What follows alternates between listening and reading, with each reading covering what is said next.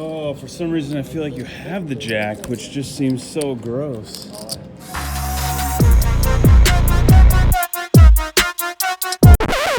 An intro? Ain't nobody got time for that. We got too many hands to get to. Let's go. Alright, we're starting off the night with a suited ace. Under the gun 1 raises to 13. We go 3 ways to a flop, which has 2 diamonds on it, and we are feeling good about that. There is a lead for $15 from the pre-flop aggressor, and we're going to make the call. I think you could argue a raise, but I'm going to take the line to call here because we're 3-handed. Now the turn comes down to 4 of spades, and I get 2 checks.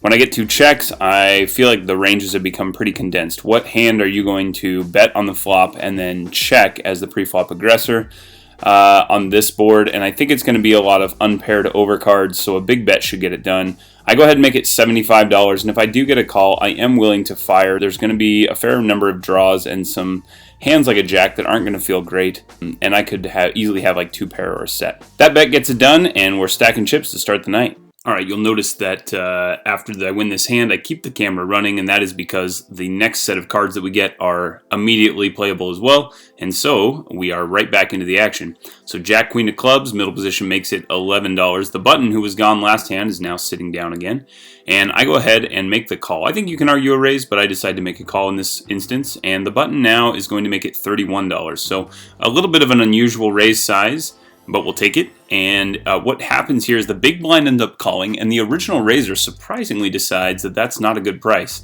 Not sure, maybe his calculator was broken, but he ends up folding.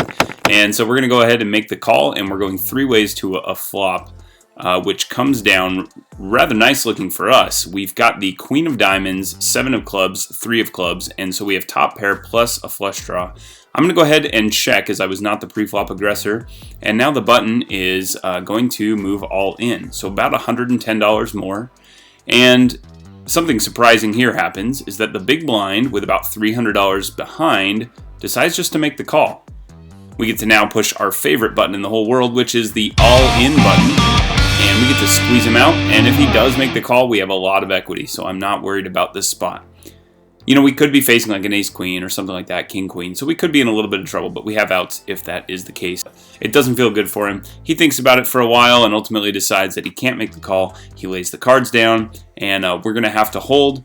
Our opponent shows us the ace of clubs and a jack of diamonds. We're feeling great. We basically just have to dodge 3 aces left in the deck. So the turn comes down the 4 of spades. We've got it clean, but the dealer brings us the 10 of clubs on the river, which feels fantastic, and now we have what's called a bingo, bango, bongo bonus. That means that every player at the table will owe us $100 for winning the hand with top pair plus a flush. Just kidding. But we did scoop this pot, and it feels great. For this hand, we have the ace of clubs, 10 of hearts. I'm in the cutoff, and I make a $10 raise. The button decides to come along. We're heads up, and we go to a flop that looks great for our hand. We've got 10, 7, 3 rainbow, and so we're going to bet small, trying to get value from worse hands, something like a small pocket pair or a 7, and so I bet 10. The button now chooses to raise to $20. $20 is a very strange size. I'm going to make the call. I've got top, and I can't go away for $10, so I make the call. We go to the turn, which is now the 9 of spades. I'm going to go ahead and check since she's taking an aggressive line, and she decides $20 is once again the price. This is I'm getting ridiculous odds, so I'm going to go ahead and make the call. I don't feel like I can fold for that price, and so I do call. We're going to see what happens on the river. I might be willing to get away if she bets big on the river. Jack of hearts shows up. I'm going to check, and she now just decides to turn it up. She's got 10, 3 of clubs. Oh, sorry, getting a little tilted there. All right, moving on to the next hand, I've got ace, king, and I raise to 15. I end up getting 3 callers. I'm in middle position. So we go 4 ways to a flop here, and we end up flopping top again. Now we're in a position where we're going to go ahead and try to get some value. This is a board that it's fairly wet. We've got a diamond draw, we've got a straight draw, and so when I bet $25, I actually think I should probably be betting a little bit larger. My opponent now raises to $100 with $150 behind. If he's betting $100 here, he is almost certainly willing to play for all of his chips. I'd like to know what you guys would do. Comment below. What do you think? The opponent has been pretty tight. I ended up thinking about this one for a while, and I just don't see enough live players making this raise with air or with I think at worst he probably has something like 8-9 of diamonds, which we're going to be a dog to statistically. So I go ahead and fold this one, and it might be wrong, but I think more often than not he's going to have something like a set there. Warning! The following hand was not played well, and it is recommended that you ignore the following bad decisions. Attempting to duplicate the play described in the upcoming footage could impair your ability to make money at the poker table. Studies have shown that a better way to improve your game is to mash the like button. Players who mash that like button earn 2.6% more on average than non-mashers. Alright, for this one we've got ace of clubs, 10 of clubs. Under the gun 1 raises to $12. There's a call in between. I end up making the call. In retrospect, I probably wish I would have 3-bet. I had been 3-betting a fair amount and decided to play this one on the smaller side of things. I end up checking on the flop where we hit top pair, and the big blind now bets $12 into 48. So we're getting a ridiculous price. We feel pretty good about it, and when it gets back around to us, the button calls. Now our odds are even better, so I'm going to call. I feel fine. There's possible straights out there. There's some 2-pair combos, so I don't want to raise. I go ahead and call, and the turn comes down now the 7 of hearts. I'm going to check, and now big blind is going to check as well, and it's the button who leads for $40. He has 65 behind, and I hate this play, but I end up making the call thinking like, oh, what does he improve to? He could easily have a 7 here. He could easily have a 10 as well, and so in my mind I'm thinking like, oh, he's got some top pairs, he's got some flush draws. And I ended up making the call. Of course, we get to the river. It's an 8. I check to him. He jams. I mean, often he's going to have the straight. I end up making the call. I hate my play. He ends up having ace 8, so very unusual. But anyway, not happy with that hand, but just wanted to show you that I make some terrible decisions once in a while. Next hand, we look down at Pocket Kiggities. Who am I kidding? I can't pull this off. I'm not Brad Owen. Brad, I'm sorry. Audience, I'm sorry. I'm not that cool. I'm going to stop trying to be. Let's get back to it. I raised to $20 under the gun 1 with a straddled pot. I get 2 colors. We have pocket kings on queen, jack, deuce with 2 spades. I feel just fine about this flop. However, it is very wet. I end up making a bet of $35, which is only half pot.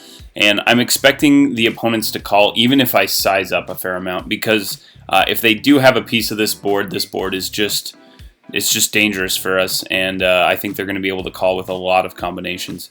So I end up making the $35 bet, both call, and we go to the turn. 4 of hearts doesn't really change anything, so if we were ahead before, we should still be ahead now. I'm not expecting to see pocket jacks or queens since there was no raise pre-flop, so really it's a 2-pair combination or a set of deuces that I should be worried about, and I'm not too terribly worried about those. So I bet $90. There's some queens out there, there's some draws, I'm going to target those. I bet the $90, and both opponents decide that this is too much and end up letting it go, and that's just fine with us. We're happy to take it down. It's a good size pot for pocket kings. Now we look down at pocket queens, and I raised to $12 in the hijack with about 600 in my stack, and we get 2 callers. One is the small blind. We go to the flop, and it comes down jack, jack, 5, so we have an overpair on a paired board. This is usually a pretty good spot for us. We're hoping no one has the jack, but we only have 2 opponents. Small blind leads for 15, which is not a great sign for us. We're going to go ahead and call. He can be doing this with pairs. He can be doing it with clubs. And so I'm going to go ahead and make the call and see what happens. On the turn, another jack comes down. So now I'm no longer super worried, and he's going to slow down and check. He either has quads or he has decided to slow down with his hands. Because so many more of his combinations will be pocket pairs and things that have a full house that's not as good as ours, I'm going to bet. I decide to bet $50 here. And even though the initial lead, gives me a little bit of pause, I don't think we can. I think we're playing scared if we don't bet here. So I bet the $50. He's got about 200, just a little bit over 200 in this spot. And so basically I'm going to set it up so that I can jam the river if he checks to us. So he makes the call, and now the river comes down the 9 of diamonds. And I will let you watch what he does. Ugh, doesn't feel good. Doesn't feel good. So I'm going to give you my audio now so you can hear. For some reason, I feel like you have the jack, which just seems so gross. That would be so gross. I mean, there's no way I can fold this, but... I'm just not. You will make the vlog for sure. Yeah. I was sitting. All right, gross. Show me the bad news. Wow. Oh, I knew it was there. I don't Hold get on. paid for that, though. Hold on. Hold on. Pocket bear. Heavy pocket bear. Hold on. All right. Yep.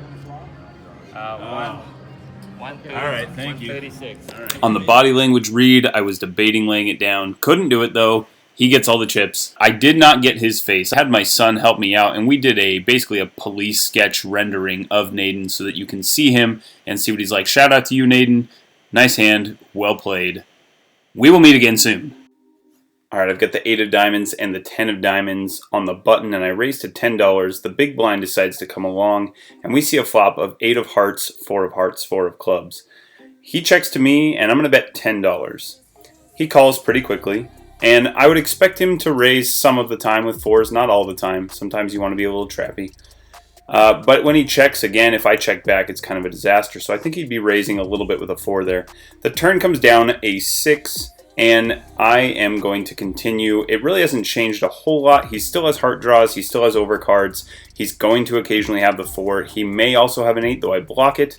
And so he goes ahead and now check raises to $70.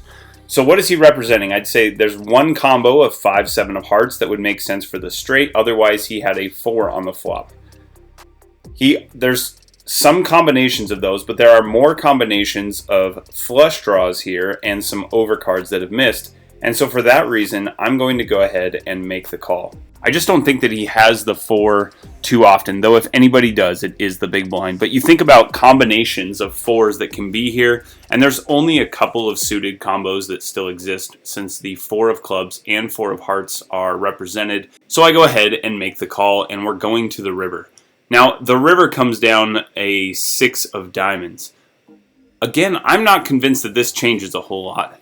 The flush draw has still missed, overcards have still missed. So really, and if he has a 4, he might bet it. If he has 5, 7, he's probably going to be checking. Our opponent now decides to lead, and he leads for $130. This doesn't feel great. Obviously, he can have a 4 and be going for value here. It's definitely possible. He doesn't have to worry about the 6 too often. And so if he has the 4, I think he can make this bet. I don't think he's making it with the straight. So now he's really reduced down to a 4 that came down.